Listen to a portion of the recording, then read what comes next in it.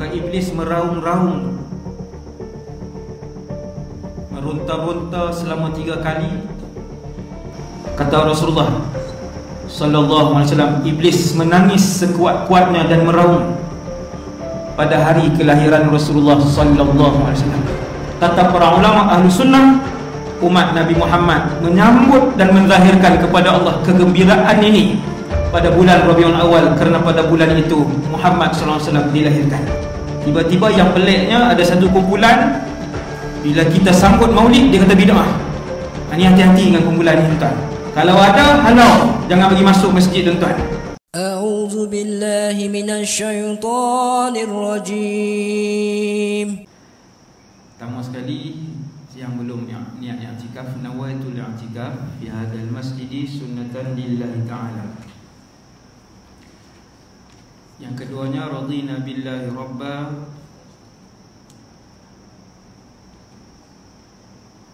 wa bil islami dina wa bi Muhammadin rasulah sallallahu alaihi wasallam. Kami redha Allah Tuhan kami redha Islam cara hidup kami redha bahawa Muhammad sallallahu alaihi wasallam seorang rasul. Terima kasih kepada pengacara majlis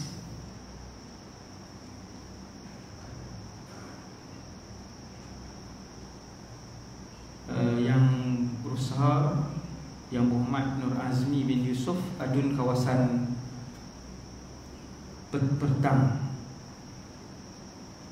yang berusaha Datuk Haji Bakri,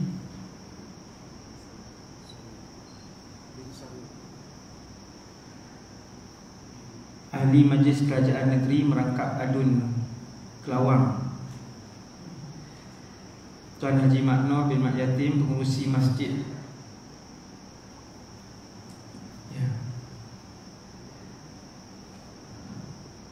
Tuan Imam Masjid Ustaz Amir Wahab,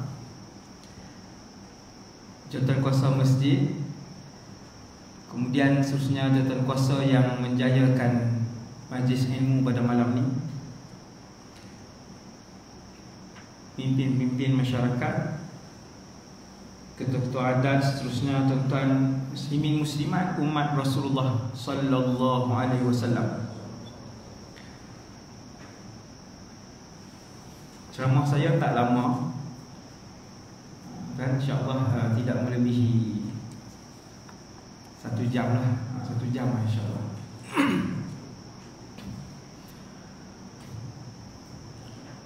Alhamdulillah, syukur kepada Allah SWT, pada malam ni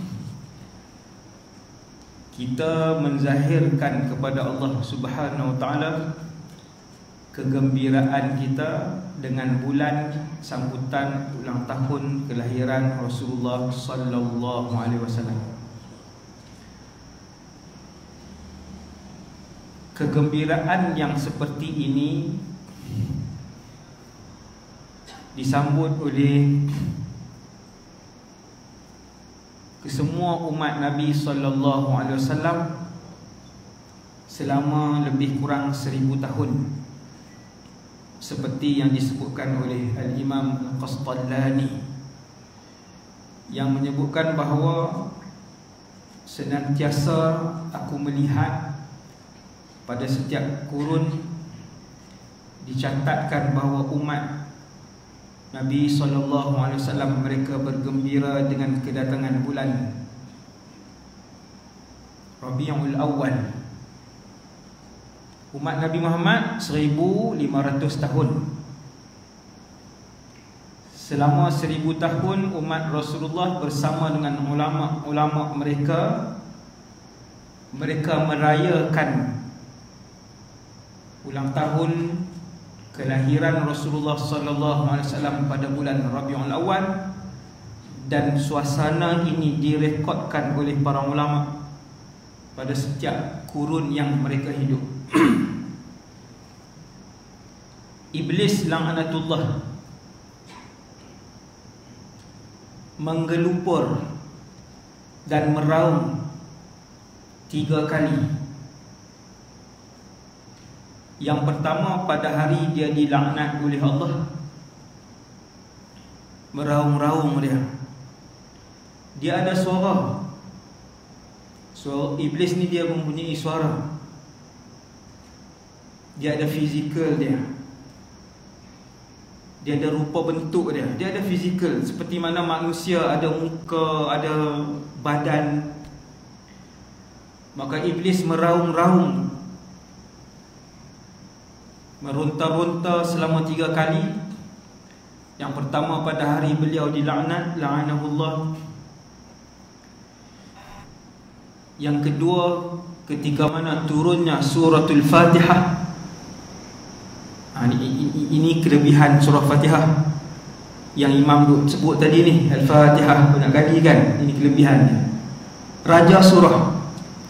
Daripada 114 surah, tuan-tuan, raja surah Al-Fatihah. Sahabat dulu zaman Nabi masih hidup,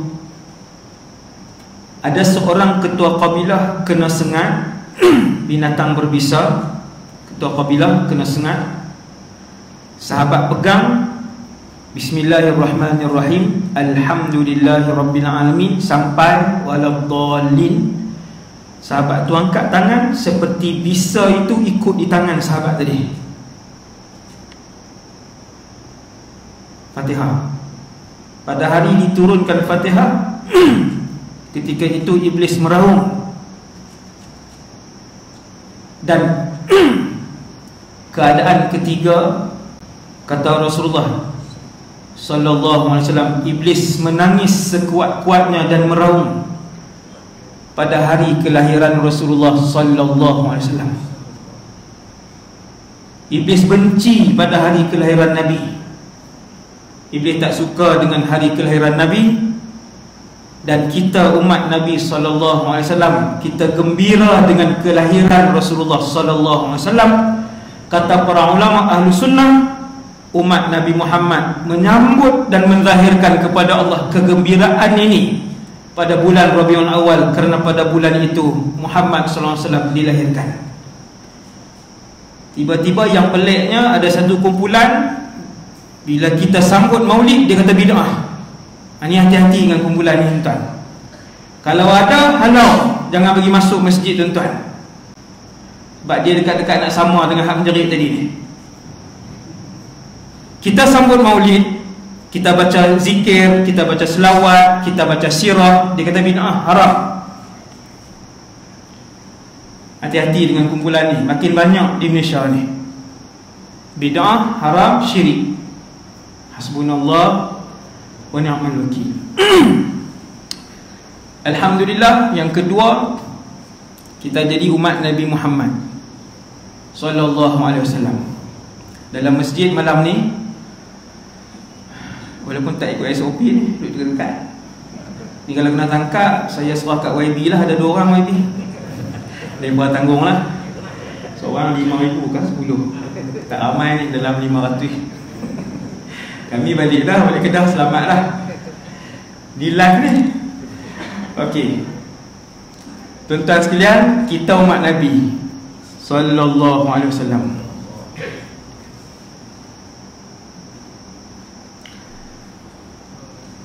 Ada 2 cara Nabi kenal saya dan tuan-tuan. Di mahsyar akan berhimpun ramai orang. Hari ni saja manusia ada 7 bilion, nak dekat 8. Saya tengok yang terbaru 7.7. Nak dekat 8 bilion manusia. Di Malaysia ada 30 juta. Nak pi ke 1 bilion, dia kena cukup 1000 juta baru sebilion. Hari ni ada 7 bilion. 7 bilion baru yang hidup hari ni. Belum lagi 100 tahun lepas, 200 tahun lepas, 300 tahun lepas, tak masuk lagi. 7 bilion ini kalau berdiri di semenanjung Malaysia ni tak cukup tanah. Diri saja, bukan buat rumah. Saya nak bagi tuan-tuan nampak ni. Nak bagi tuan-tuan nampak mahsyar. Saya pun tak nampak, tapi kita baca hadis je. 7 bilion ni kalau berdiri saja di Semenanjung ni tak cukup, tak muat. Kalau semua daripada Nabi Adam sampai kiamat berdiri, luas.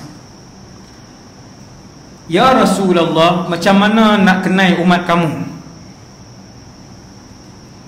Antara tanda nak kenal, Nabi kata, aku kenal umat aku kerana hanya umat aku wajah mereka bercahaya, ataupun Nabi sebut anggota wuduk mereka bercahaya di padang mahsyar, hanya umat aku. Saya nak tanya tuan-tuan, umat lain ada solat tak? Ada. Umat dulu-dulu ada solat tak? Ada. Umat dulu-dulu ada puasa tak? Ada. Umat yang terdahulu haram tak ke atas mereka berzina? Haram, sama.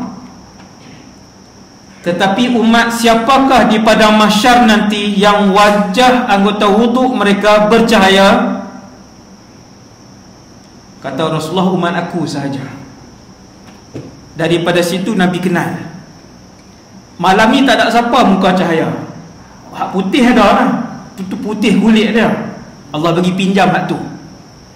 Allah bagi pinjam. Dia tubuh kita ni Allah dah sedia dah berapa ratus bilion. Allah ambil satu, buh kat kita. Yang gemuk, yang kurus, yang hitam, yang putih, yang tinggi, yang rendah, bangsa Melayu, bangsa Cina, yang tu Tuhan tak kira, Tuhan tak tanya. Yang tu aku bagi pinjam je untuk aku letakkan roh. Kerana yang Allah akan lihat adalah roh itu. Sebab tu bila mati, tubuh ni hang yang di Pertuan Agong ke, hang YB ke, hang Menteri Besar ke, kami simpan bawah tanah. Kami tak bawa, kami tak muliakanlah kamu, jam pun kami tak ubah dah. Sebab tubuh ni Allah Ta'ala nak beritahu kat saya dan kita semua, aku bagi pinjam. Jangan bangga dengan lusung pipit ada 3. Tak ada lah 3. Jangan bangga dengan ketinggian kita, jangan bangga dengan hidung tinggi kita, semua terpinjam. Dan jangan sedih dengan kehodohan muka kita.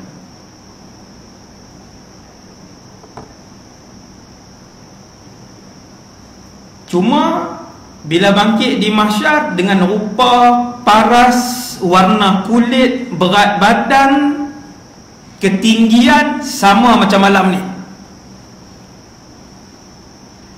Di mahsyar nanti bila Allah tumbuhkan balik kulit kita, daging kita, darah kita, Allah tumbuhkan balik dengan rupa ini. Tuan-tuan tengok saya malam ni macam ni lah di padang mahsyar nanti. Kalau macam tu tak segak lah ustaz. Di mahsyar Allah tak ubah lagi. Masuk langkah kaki kanan, kaki kiri masuk syurga, Allah Ta'ala ubah muka kita. Tapak muka yang asal tapi dia jadi segak. Ada tak hari ni teknologi moden ubah? Ada. Kalau manusia boleh buat, Allah, kalau manusia boleh buat daripada rupa yang tak elok kepada rupa yang elok,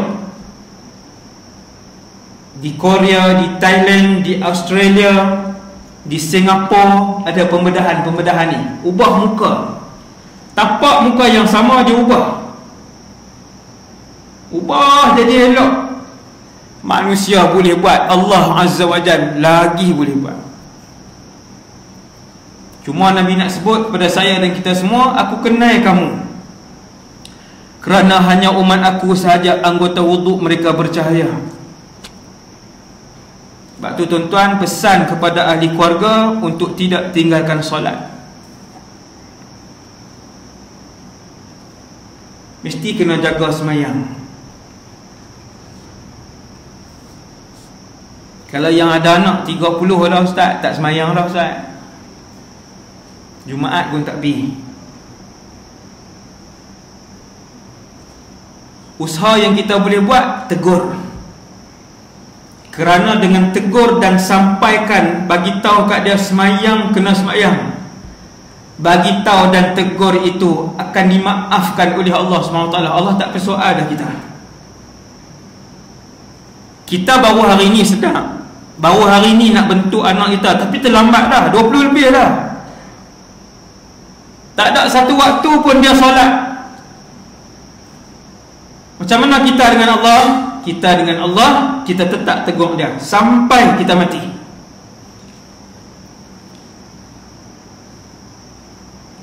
Sebab dulu kita terlambat.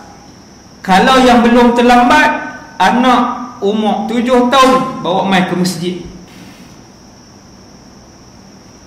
Ayah dengan mak kalau semayang, anak 3 tahun, dia akan tahu tikar sejadah, dia akan tahu berdiri menghadap kiblat, dia akan tahu rakaat dan sujud walaupun tak sempurna. 3 tahun. Tengok dia buat ni tangan. Lepas tu merata kali. Kali kot nu kali. Tapi pasal apa dia tahu buat macam ni? Sebab dia tengok mak dengan ayah dia. Tapi jangan buat main masjid ke? 7 bawa main masjid. Sampai 10 bawa main masjid. Rasulullah jamin takkan tinggal solat sampai dia mati. Takkan tinggal. Nabi jamin tuan, Nabi jamin. Dan ini yang kita tengok dalam kehidupan kita. Ini yang saya dan tuan-tuan tengok dalam kehidupan kita. Sesiapa yang menjaga perilaku ibadah anak-anak mereka, tutup aurat, jaga semayang daripada 7 sampai 10, dia jaga tiap-tiap waktu, anak itu takkan lunturkan tudung dia walaupun ibu dia meninggal awal ataupun ayah dia meninggal awal. Dia takkan buang, dia takkan tanggalkan. Mendidik anak biarlah dari Melayu pun ada sebut kan, adik kita. Yang kedua, Nabi kenal kita sebagai umat Rasulullah sallallahu alaihi wasallam. Tuan-tuan, kenal saya, kenal tuan-tuan, iaitulah setiap kali kita berselawat kepada Rasulullah sallallahu alaihi wasallam, ada satu orang malaikat, dia nanti pergi bagi tahu ke Nabi nama kita dan nama ayah kita.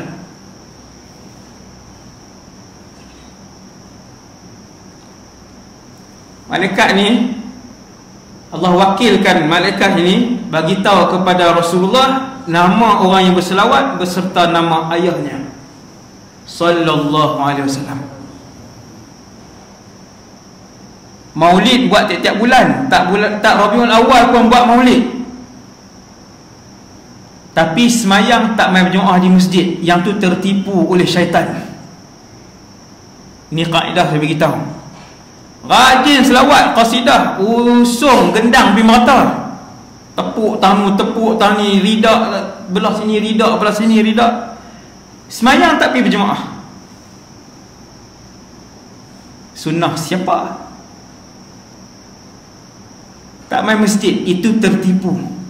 Hati-hati. Tertipu dengan syaitan. Cinta kita kepada selawat, kepada qasidah, kepada Rasulullah, mesti kita adalah orang yang paling rapat dengan sunnah Nabi sallallahu alaihi wasallam. Mesti yang paling rapat. Dia yang paling banyak maulid, dia yang paling banyak selawat, tasbihnya panjang. Tapi dia yang nak pukul isteri dia. Itu sunnah siapa? Kamu berselawat kepada siapa? Kata Sayyidatuna Aisyah, ma daraba Rasulullah imra'atan qat. 11 seorang isteri, seorang pun, kata Sayyidatuna Aisyah, Nabi tak pernah sentuh, pukul. Ma daraba Rasulullah. 11 seorang isteri, bukan 2 tau. 2 pun selera dah, 4 pun selera dah. Kata Sayyidatuna Aisyah, Nabi tak pernah sentuh kami, pukul kami. Wa ma rafa'a sautahu sallallahu alaihi wasallam, angkat suara pun tak pernah. Kita tiap-tiap minggu jerkah. Sunnah siapa? Kamu selawat banyak, selawat kepada siapa? Kamu ikut siapa? Rasul kamu bukan begitu. Kamu banyakkan selawat, Rasul kamu bukan begitu.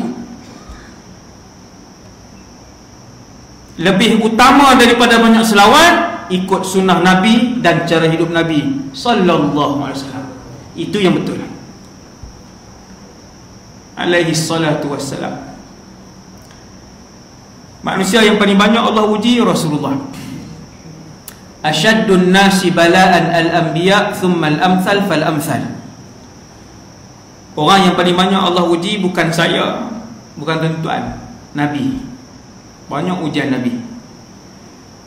Tuan-tuan nak kenal Rasulullah, kena tengok sirah. Mesti kena dengar sirah. Baru kita tahu kenapa Allah sayang Nabi sallallahu alaihi wasallam. Nabi manusia biasa macam kita. Ada perasaan marah, ada perasaan sedih, ada perasaan gembira, ada perasaan jemu. Manusia sama. Nabi buang air kecil, Nabi buang air besar, Nabi ada kahak. Manusia biasa. Kalau Nabi berjalan jauh, Nabi letih, Nabi tak pernah terbang kecuali dalam peristiwa Isra' wal Mi'raj. Saya nak beritahu kat tuan-tuan, Nabi manusia biasa. Tuan-tuan tak boleh. Saya dan kita, dulu saya kecil, saya kata Nabi tak apalah.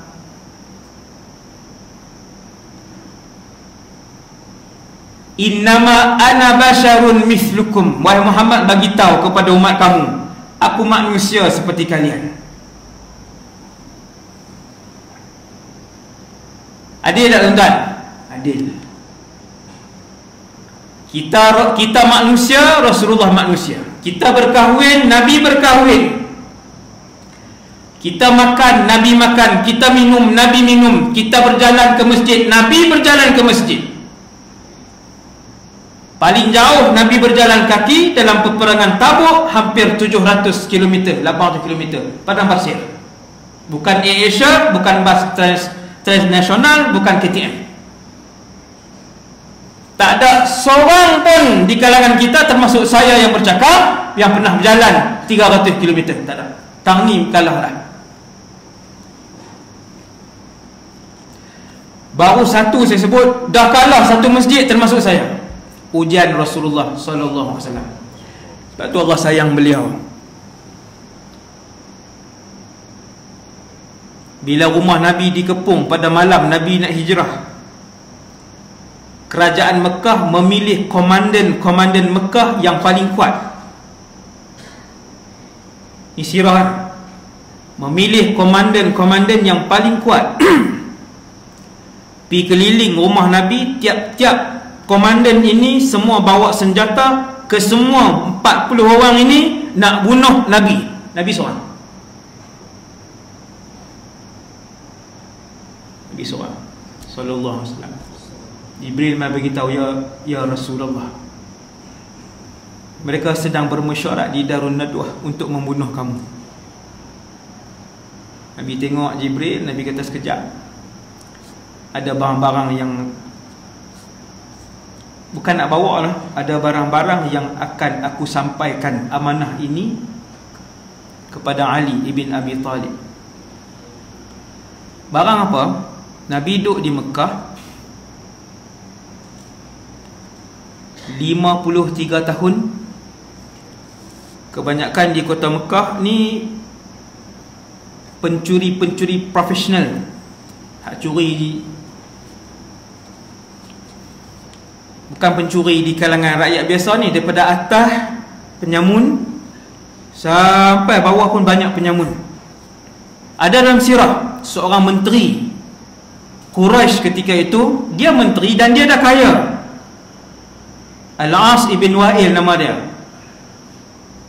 Orang main berniaga, dia kata nak ambil semua barang perniagaan ni. Badawi itu pun bagi semua barang perniagaan dia, betul dia tak mau bayar. Ni penyamun banyak di Mekah. Jadi nak simpan barang di dalam rumah tak selamat.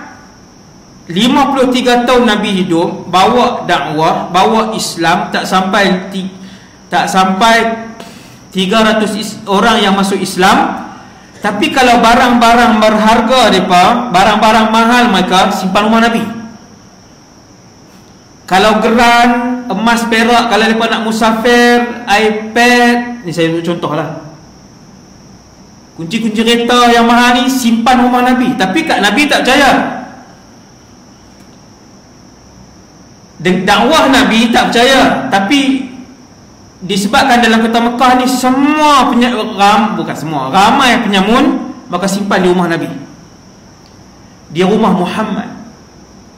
Malam Nabi nak hijrah, barang ni penuh rumah Nabi, geran-geran barang berharga. Kawan ni simpan gelang, kawan ni simpan perak, kawan ni.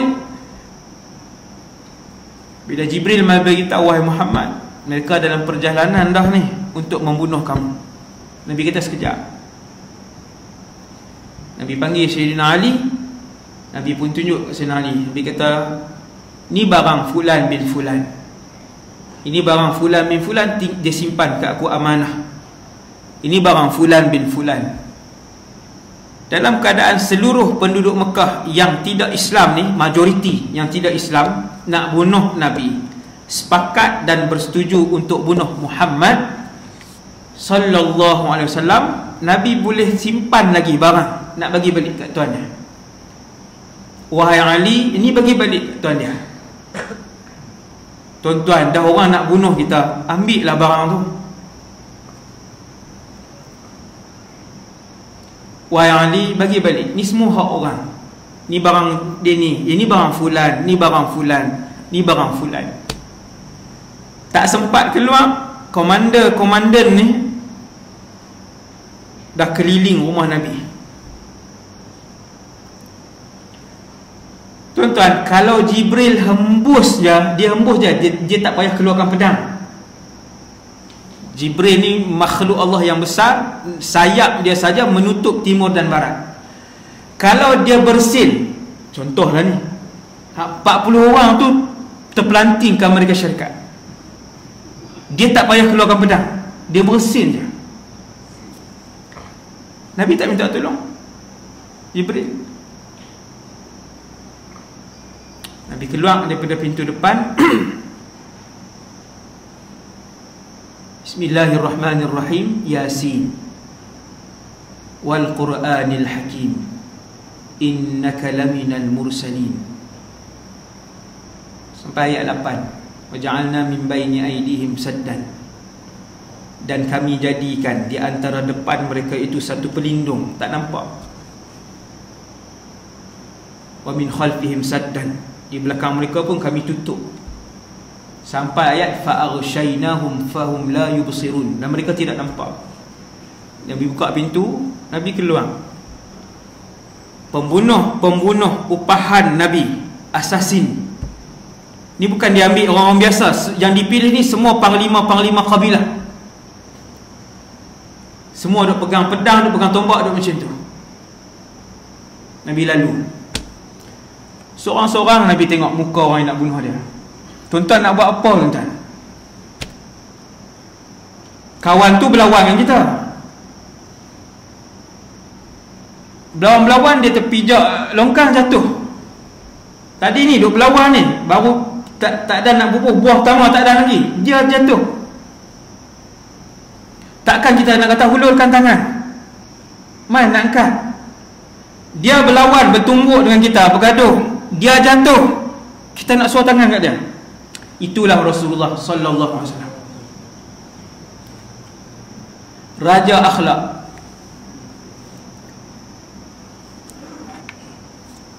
Akhlak Nabi yang luar biasa ni sukar untuk dicapai oleh saya dan kita semua.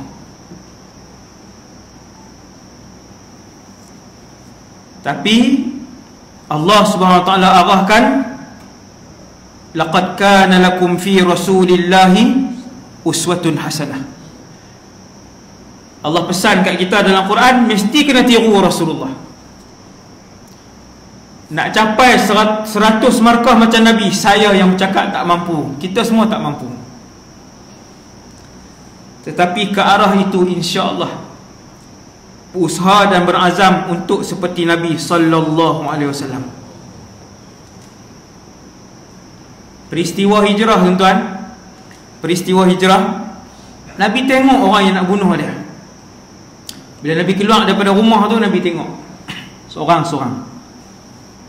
Seorang pun tidak disentuh oleh Nabi SAW. Nabi hanya ambil pasir, Nabi hanya taburkan di atas kepala muka pasir sikit je. Nabi nak bagi tahu, tadi Muhammad lalu di depan kalian, lelaki yang kalian nak bunuh tadi, tetapi tidak seorang pun di kalangan kalian yang disentuh oleh Muhammad sallallahu alaihi wasallam. Tak ada siapa sentuh.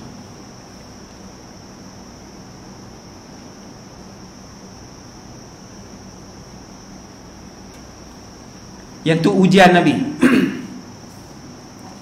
Bila kita dengar ujian yang banyak sirah Rasulullah, tuan-tuan boleh senarai 1000 ujian Nabi sallallahu alaihi wasallam. Tuan-tuan baca ujian-ujian ni, tuan-tuan akan nampak diri tuan-tuan besar ni je. Yang Allah diuji kita di rumah, kecil je. Waktu Nabi duduk dalam perut ibu beliau, dikandung, baru umur berapa bulan, Allah uji Nabi, Allah tarik nyawa ayah. Nabi tak pernah tengok walaupun sekali rupa paras ayah dia. Nabi tidak pernah mendengar suara ayah dia panggil nama dia sebagai anak. Pernah. Kemudian lahir. Adat orang Arab Mekah waktu tu hantar anak pergi ke kampung, sebab hidup di kampung lebih lasak, bahasanya lebih fasih, bahasanya lebih fusha. Hidup di kampung lebih berdikari apa semua, hantar pergi kampung 6 tahun, 5 tahun lebih. 5 tahun lebih Nabi duduk di kampung, di perkampungan As-Sa'diyah, di bawah jagaan Halimatus Sa'diyah. Baru Nabi balik, duduk dengan ibu berapa bulan, ibu bawa pergi ke Madinah. Perjalanan balik baru berapa bulan, meninggal si ibu. Siapa yang Allah uji begitu? Kita ni. Lagi tu nak mengaku pula, ustaz saya mak ayah tak ada dah. Pakcik umur apa pakcik? 62 dah.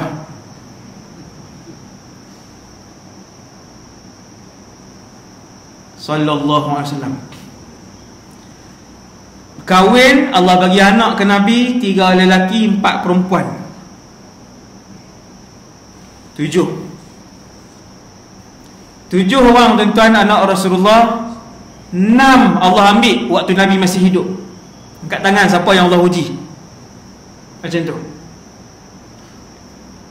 Baru kita perasan malam ni kenapa Allah mengasihi Rasulullah sallallahu alaihi wasallam. Allah bagi ke Nabi anak 7 anak. Tuan-tuan, kita manusia biasa pun sayang anak. Kita manusia biasa, tengok anak kita jatuh berdarah, dia menangis, kita menangis, air mata kita turun. Orang yang tinggi kasih, hati keras ni dia tak heran. Orang yang tinggi kasih ke anak ni, anak dia jatuh, luka, anak dia menangis, dia menangis. Itu kita manusia biasa. Rasulullah 7 orang anak Nabi, 6 Allah ambil ketika Nabi masih hidup, tinggal Fatimah sallallahu alaihi wasallam. Anak lelaki sulung Nabi nama Qasim, meninggal umur setahun lebih tuan, dekat 2 tahun. Pandai senyum lagi, pandai senyum dah. Setahun lebih dah pandai senyum, pandai berjalan, dah pandai ikut. Tuan-tuan bayang Rasulullah dengan anak. Allah tengok Nabi yang sedang menyayangi anak beliau.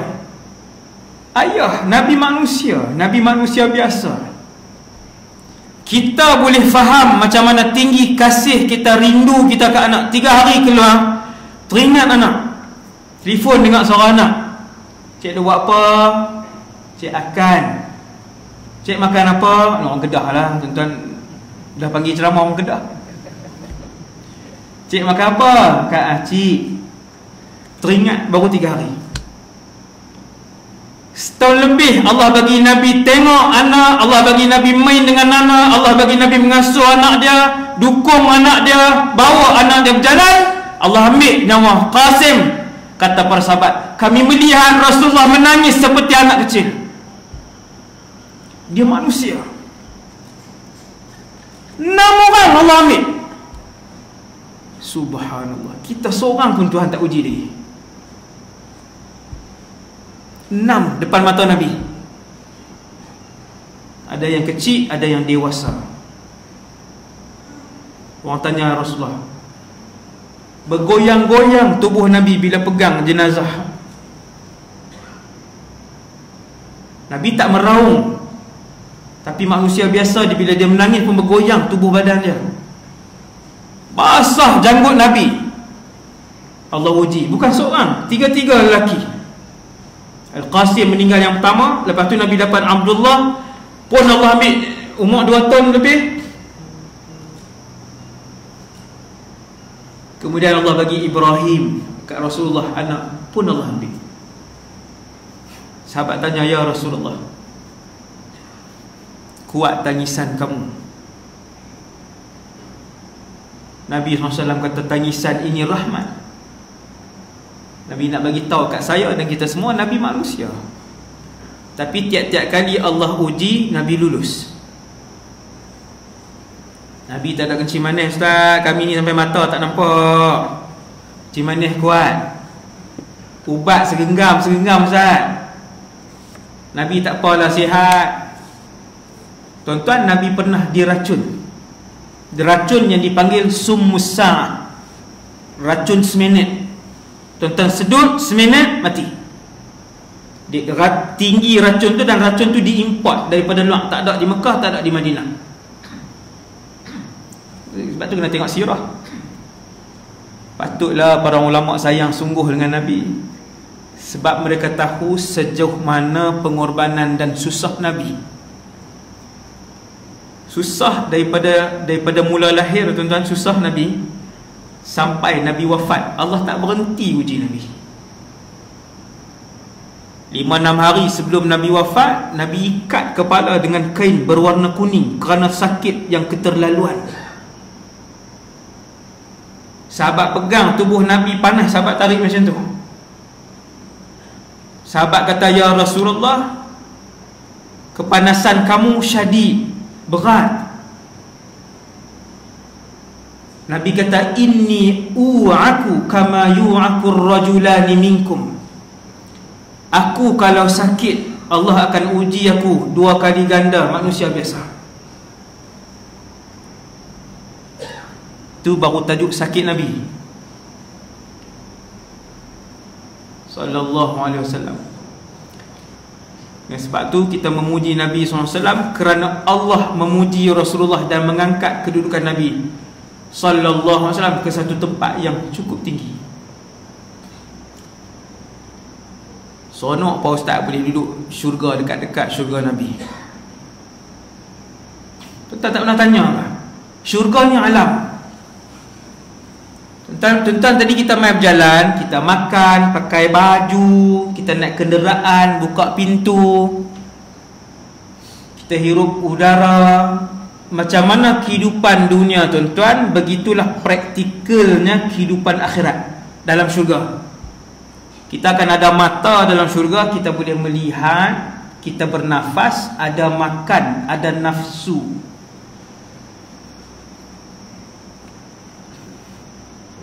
Kalau macam tu, ada berkahwin, Ustaz? Ya, ada berkahwin. Tapi dah tak pernah dengar cerita syurga. Kalau berkahwin, boleh anak, Ustaz? Ya, boleh anak dalam syurga. Oh, patut kami tengok para ulama, ada yang tidak berkahwin, ada yang tak punya anak. Dia tak risau, Ustaz. Dia tak ada nak sedih, nak tension. Ya.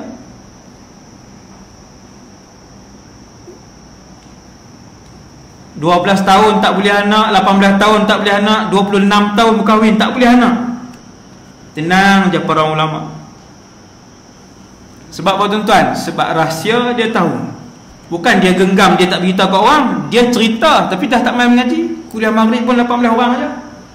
Masjid di Somalia lah, bukan sini. Contoh. Subhanallah. Kita tak dengar, kan? Rahsia-rahsia ni kita tak dengar. Lepas tu kita sibuk kejar dunia, kita sibuk kejar pangkat, sibuk kejar harta.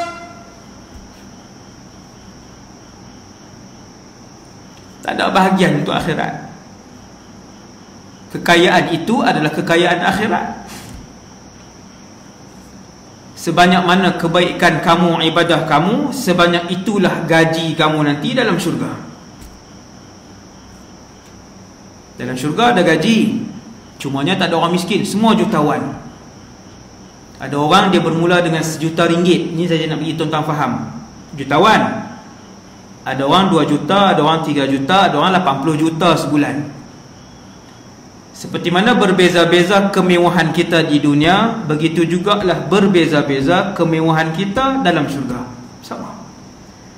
Sebab jumlah Quran yang dia baca dengan jumlah Quran yang saya baca tak sama. Dia baca sehari 10 muka surat, saya baca sehari 1 muka surat. Dia bersedekah tiap-tiap hari RM100, saya sebulan RM100. Maka ganjaran tak sama. Semua boleh duduk satu taman dengan Nabi ke? Satu kawasan perumahan dengan Rasulullah ke? Jawapan dia tidak.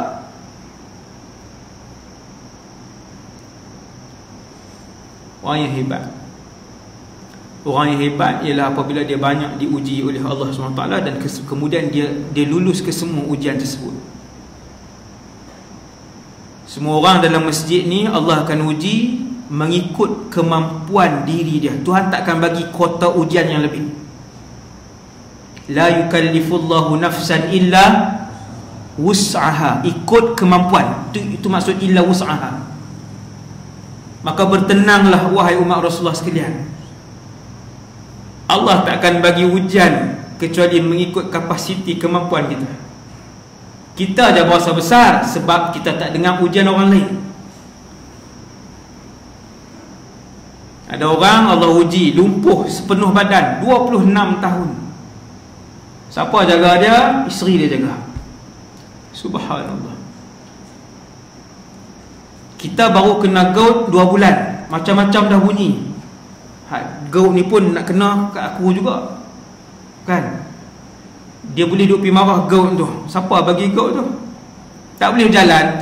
Dia tak boleh nak pergi pejabat, kena gout 2 bulan lah. Menyumpah-nyumpah hari-hari. Menyumpah siapa tak? Kamu menyumpah siapa? Yang memberikan tu kah tubuh kamu?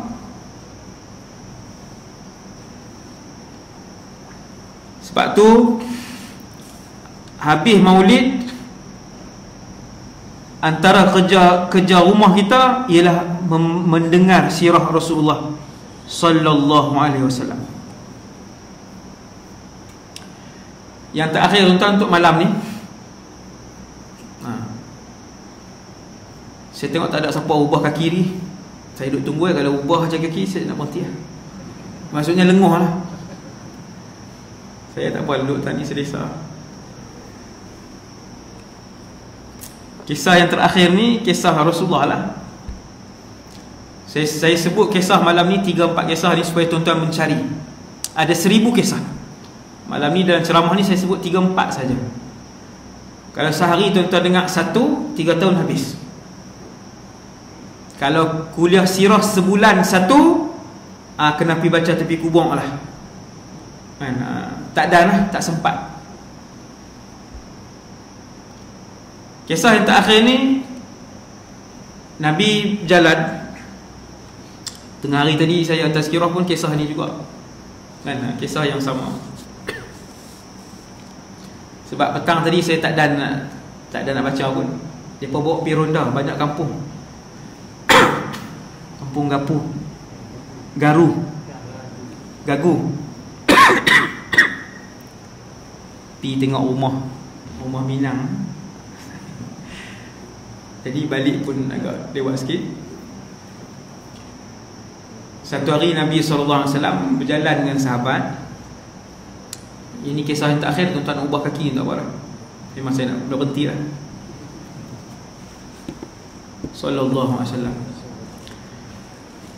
Nabi di Madinah, Nabi keluar dengan beberapa orang sahabat. Nabi keluar dengan Abu Bakar, Umar, Uthman dan beberapa sahabat-sahabat kanan yang lain. Sahabat ada 100,000 lebih. Yang Nabi keluar hari itu kita kata menteri-menteri kanan. sahabat-sahabat yang paling senior waktu tu keluar bersama Rasulullah. Waktu Nabi nak pergi kepada jenazah seorang lelaki, sahabat juga daripada Ansar, Nabi nak pergi. Dalam perjalanan datang seorang Yahudi.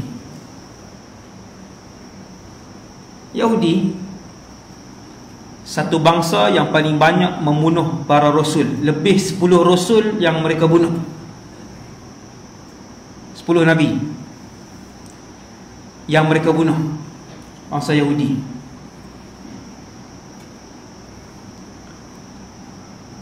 Pernah sekali Nabi umur 9 tahun, Nabi keluar daripada Mekah 9 tahun. Abu Talib bawa pergi berdagang.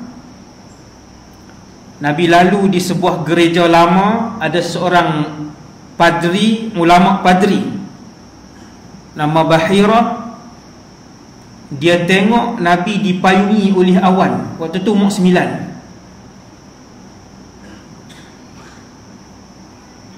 Bila rombongan yang ada Rasulullah dalam tu umur 9 lah, baik kanak-kanak ni, sampai dia pun panggil masuk.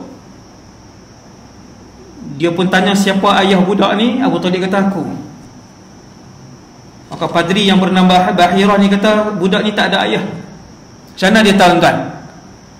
Kerana ciri-ciri Rasul akhir zaman disebut secara terperinci di dalam kitab Taurat dan Injil, lebih terperinci daripada sifat dan ciri anak kita sendiri. Sebab tu bila padri ni dia tahu sifat Nabi akhir zaman, yang kalau berjalan kadang-kala Allah akan memayungkan Nabi dengan awan. Padri ni pi tengok kanak-kanak yang bernama Muhammad ni, dia pi tengok di belakang ada khatamun nubuwah di belakang Nabi. Ada daging lebih yang dipanggil khatamun nubuwah. Abu Talib, padri itu tanya siapa ayah budak ni. Abu Talib kata saya. Padri itu kata makana yang bagi lahu abun.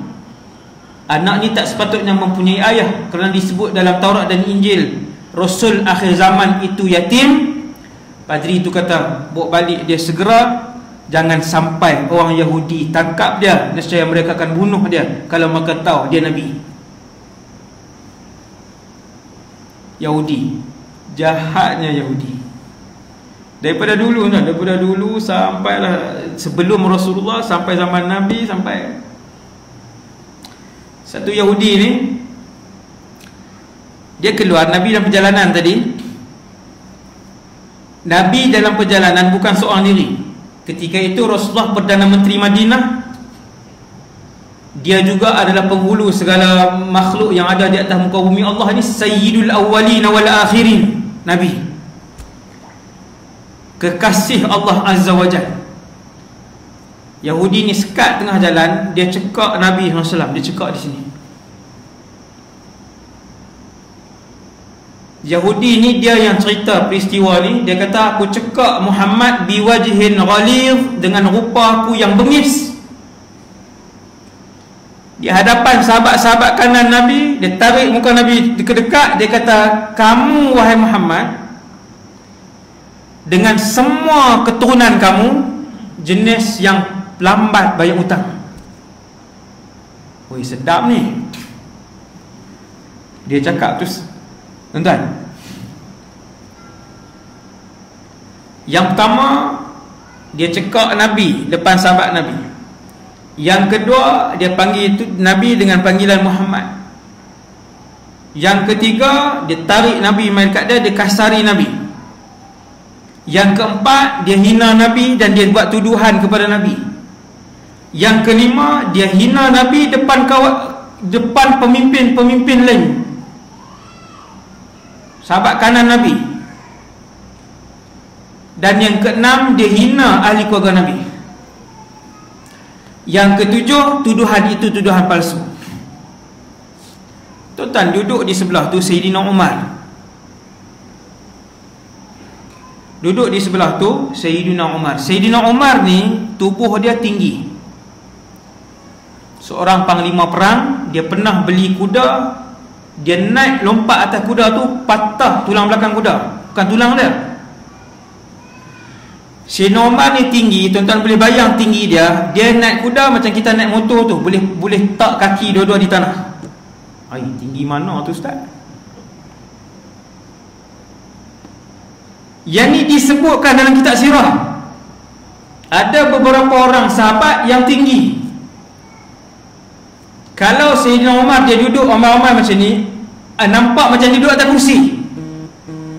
Padahal dia duduk juga macam orang lain, tapi nampak macam dia duduk atas kursi. Tuan-tuan, Sayyidina Umar duduk di tepi tu. Kata lelaki Yahudi ni, orang pertama yang aku tengok bila aku cekak Muhammad, orang pertama aku tengok Umar. Dia pun tahu Umar ni garang. Sambil cekak tengok juga, takut Umar ni naik ke tangan ke apa kan. Dia cekak Nabi kita. Sambil dia tengok Umar, dia kata fa'ila ainahu yaduran. Aku melihat mata Umar duk naik atas turun bawah, naik atas turun bawah. Dia panggil duk memusing-musing dah mata Sayyidina Umar. Benda tu bukannya sejam lah, bukan 10 minit. Dalam berapa saat tu lah. Dia cekak-cekak tu sambil tengok, sambil perhati juga Sayyidina Umar ni. Tak dan berapa minit dia pegang Nabi, dia tuduh Nabi, dia hina Nabi depan sahabat-sahabat, orang kanan Nabi apa semua ni. Dia hina di keluarga Nabi. Di tepi tu ada Sayyidina Umar. Umar sentap tangan dia. Umar cekak dia, undur dia ke belakang. Dia kata, berani hang buat macam ni kepada Rasulullah. Aku duk tengok, aku duk dengar. Merah padam muka Sayyidina Umar. Nabi marah siapa tuan-tuan? Nabi marah Sayyidina Umar. Ni yang pelik ni. Nabi marah Sayyidina Umar. Nabi kata, utrukhu ya Umar. Lepaskan dia wahai Umar. Kana yanbaghi laka an ta'murani bi husnil ada wa an ta'murahu bi husnil tiba'ah. Wahai Umar, sepatutnya kamu nasihat aku, ni Rasulullah, supaya bayar hutang orang dengan baik. Wahai Umar, sepatutnya kamu nasihat dia minta hutang dengan baik. Lepaskan dia sekarang. Sayyidina Umar lepas tangan dia. Kalau Nabi tak ada tuan-tuan, kepala tu tergolek dah. Kepala tu berpisah daripada badan. Ini Umar. Tegas dan garang Sayyidina Umar radhiyallahu anhu. Tegas dan garang Sayyidina Umar. Ada satu hadis sahih. Tuan-tuan tengok hadis ni. Nabi sebut tentang garang Sayyidina Umar. Bukan sahaja manusia takut. Nabi kata, wahai Umar, tak ada lorong yang kamu lalu kecuali syaitan akan lalu lorong lain sebab tengok kamu lalu lorong tu. Hadis ni sahih. Kita jalan mana yang kita guna, semua syaitan ikut jalan tu. Syaitannya kita. Ni sebahagian orang, dia lagi pakar daripada syaitan. Sebagian manusia. Ada tuan-tuan? Ada. Minal jinnati wan nas. Syaitan di kalangan jin, syaitan di kalangan manusia. Hasbunallah wa ni'mal wakil. Bila Nabi tegur Sayyidina Umar, Nabi kata, lepaskan dia wahai Umar. Sepatutnya tegur aku macam ni, tegur dia begitu. Kemudian Nabi kata, wahai Umar, sekarang kamu pergi ambil. Aku hutang Yahudi ni sekian-sekian banyak. Tuan-tuan, rupa-rupanya memang Nabi hutang. Wahai Umar, pergi ambil. Aku hutang dengan Yahudi ni, kita buat contoh, 20 kilo buah kurma. Nabi kata kat Sayyidina Umar, Nabi panggil dia, Nabi kata, dan kamu tambah lagi 20 kilo sebab kamu kasari dia. Geram tak kawan ni? Tak boleh lah, no? Nampak Yahudi ni besar kecil je. Dah lah Nabi salah dia. Nabi suruh lepas, Nabi suruh tambah pula lagi. Sayyidina Umar pun dalam keadaan taat kepada Rasulullah sallallahu alaihi wasallam, pergi. Dia bawa Yahudi tadi pergi. Dia pun ambil 20 kilo yang Nabi hutang tadi. Kemudian dia tambah 20 kilo. Yahudi itu tanya, wahai Umar, dia tak dengar tadi Nabi arah. Yahudi itu tak dengar. Wahai Umar, ma hadhihi ziyadah? Ni hal lebih ni apa? Ma hadhihi ziyadah? Wahai Umar, ni lebih ni apa?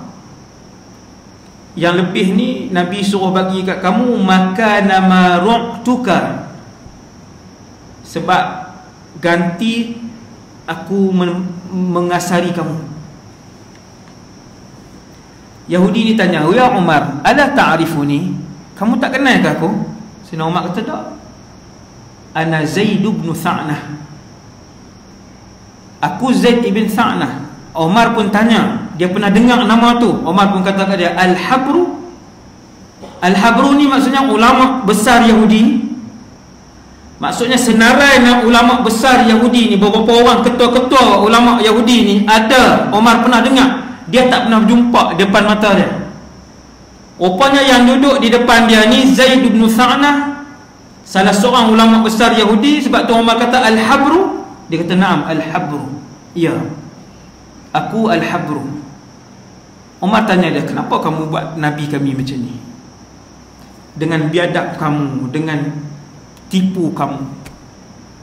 Wahai Umar, memang Muhammad berhutang, tetapi sebenarnya tempoh untuk bayar tak sampai lagi pun. Tuan-tuan, Nabi tak sebut tadi depan sahabat sallallahu alaihi wasallam. Apa salahnya Nabi sebut waktu tu? Nak bela diri dia, nak bersihkan diri dia. Nabi tak sebut. Nabi kata, wahai Umar, memang dia berhutang, tetapi belum sampai tempoh untuk bayar. Ada lagi 2 atau 3 hari. Aku buat kepada Nabi kamu, wahai Umar, sebab aku telah melihat kesemua tanda-tanda kenabian pada diri Muhammad, kecuali 2 yang belum aku uji.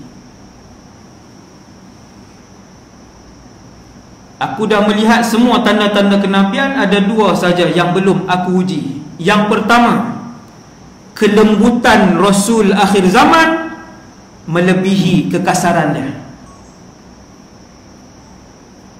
Satu, yang tu aku tak pernah tengok. Dan yang kedua, kata ulama besar Yahudi ni, kami baca di dalam Taurat dan Injil, Nabi akhir zaman itu, semakin banyak kamu mengasari dia, semakin banyak kelembutan yang kamu akan tengok daripada dia. Sallallahu alaihi wasallam. Maka kata Yahudi tadi, wahai Umar, aku dah tengok 2 tanda yang berbaki itu, maka hari ini raditu billahi rabba wa bil islami dina wa bi Muhammadin rasulah. Dia pun pergi ke Nabi, dia pun sebut asyhadu an la ilaha illallah wa asyhadu annaka rasulullah. Masuk Islam dia. Itu bayaran sebuah akhlak yang tidak dapat diterima akal manusia kita pada hari ini. Itu bayaran dia.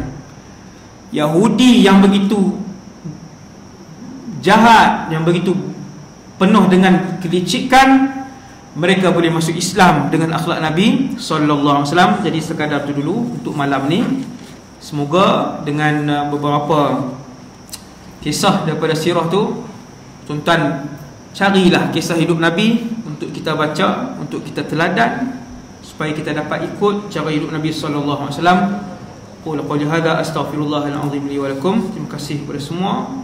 Moga-moga kita yang berada dalam masjid ni diampunkan semua kita oleh Allah Subhanahu wa taala, dan Allah himpun kita semua dalam syurga Firdaus insya-Allah. Seperti mana kita jumpa malam ni, kita boleh jumpa nanti pula dalam syurga. Semoga kita dan seluruh ahli keluarga kita diberikan kemuliaan itu oleh Allah Jalla Jalaluh. Wassallallahu ala sayyidina Muhammad wa ala alihi wasallam. Assalamualaikum.